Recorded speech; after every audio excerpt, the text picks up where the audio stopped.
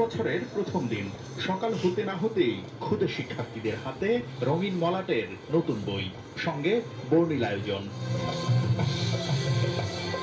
বই উৎসবে অংশগ্রহণ করতে পেরে তাই বাঁধ ভাঙা উচ্ছ্বাসে মেতে ওঠে আগামীর সমৃদ্ধ বাংলাদেশের নির্মাতারা। বই পাওয়ার পর আমার খুব আনন্দ লাগছে।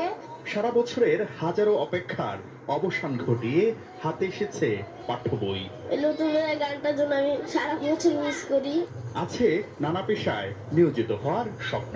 আর্মি হতে চাই, মানুষের সেবা করতে চাই, ডাক্তার হতে চাই। বই উৎসবে বাংলা ভাষার পাশাপাশি ক্ষুদ্র নৃগোষ্ঠীর শিক্ষার্থীদের মধ্যে বিতরণ করা হয় তাদের মাতৃভাষায় রচিত বই। আমি ক্লাস 2-তে উঠব। আমার নাম অনন্যা চাকমা। নিজেদের শিক্ষার্থী ও সন্তানদের হাতে নতুন বই দেখে আপ্লুত শিক্ষক ও অভিভাবকরা। ওদেরকে দেখে মনে হচ্ছে যে আমরাও মনে হয় ওদের বয়সে চলে গেছি। চতুর্থ শিল্প বিপ্লবের চ্যালেঞ্জ মোকাবেলায় দক্ষতা সম্পন্ন স্মার্ট নাগরিক তৈরির জন্যই নতুন কারিকুলাম প্রবর্তন করা হয়েছে বলে জানান প্রাথমিক ও গণশিক্ষা প্রতিমন্ত্রী। সরকার পুরনো ধারার শিক্ষার পরিবর্তে নতুন শিক্ষার বীজ বপনের কাজে হাত দিয়েছে।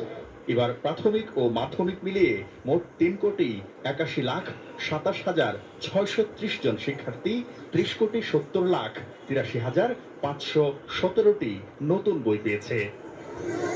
ক্ষুদে শিক্ষার্থীরা আগামী দিনের স্মার্ট বাংলাদেশ নির্মাণে নিজেদের আত্মনিয়োগের শপথ নিল। শাকির আহমেদ, সময় সংবাদ, ঢাকা।